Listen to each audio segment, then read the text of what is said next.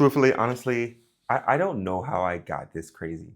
Like I thoroughly think I deserve all of the great things I have in life because I do some weird things just to check things off my box. So right now, I'm in my flooded office that is still being cleaned because I said that I was going to do this video, but I decided to start washing clothes, and now I have my washer going and it's loud because my desk is right near my laundry my washer, and so I have to be in this smelly, wet room in order to record this video. And that's okay. And I was I am just I'm also very surprised by myself and how I think. And it just like even as I listen to myself talk, I'm like, you just said that, or you actually did that. Like it makes no sense to me. But in my mind, I just do the logical thing that's next. And then I look back, I'm like, huh, that was a lot. All just to do what you said you were gonna do.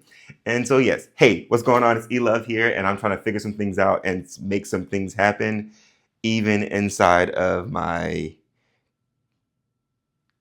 old office that was flooded, that's still drying right now, but we're here. And I'm wrapping my day up right now, and fill of words. I'm wrapping my day up right now. And I'm also wrapping up a course that I'm wrapping up one of my coaching courses. So this course I'm taking right now is emotional intelligence and assessments. And I'm so glad that I was able to take this course because it opened my eyes to so many things that I really didn't understand. I didn't understand the value of. When it comes to emotional intelligence, I'm a very extremely emotionally intelligent person, only because I do a lot of self-reflection. So I try to see what causes the things that I do, like what leads to that. So I'm self-aware. I'm not always able to label the emotion, but I can see the thing that triggered me, and then I can go ahead and remove that, place that to get a desired response. And one of the things that I'm really glad about, and I'm working really hard on, is being able to label the different types of emotions. Initially, emotional label is very limited for emotions for the most part. I mean, it was like sad, angry, depressed, and upset, and then that's how I described it, and that's normal for me. Now, what I also realized is that's normal for most of my friends because all of the coaching sessions I've had, they've had a hard time identifying anything outside of those like just core emotions.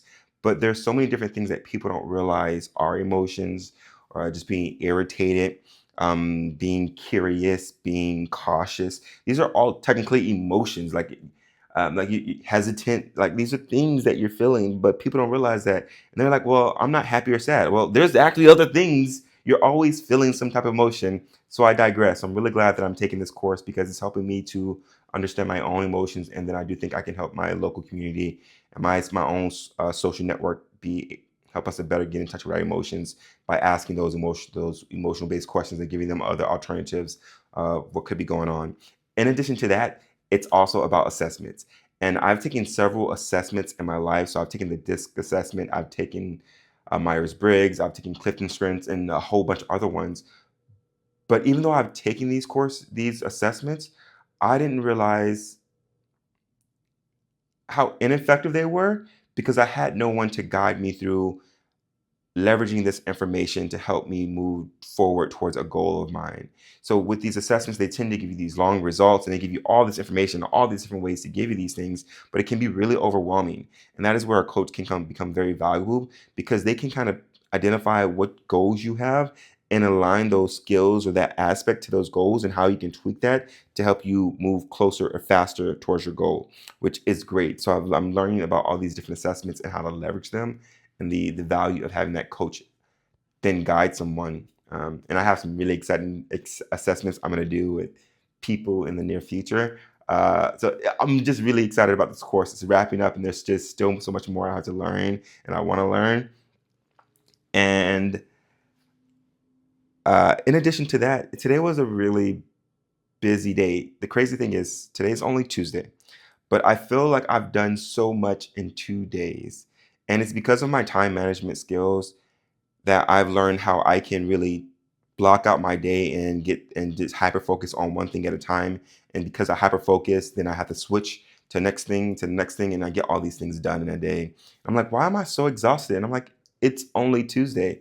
But in this whole Tuesday time frame, I identified I was trying to buy a house, end up not buying a house because I did all the research, and then I had still apartments that I was vetting. So I identified the apartment that I'm going to get because this house thing didn't go through, and so I had to do all that stuff. And then I'm also trying to um, consolidate and move around money right now because I have these like 0% interest options, and I want to take advantage of that.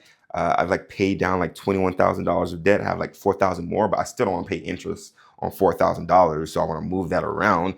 And this is just because I'm a responsible adult.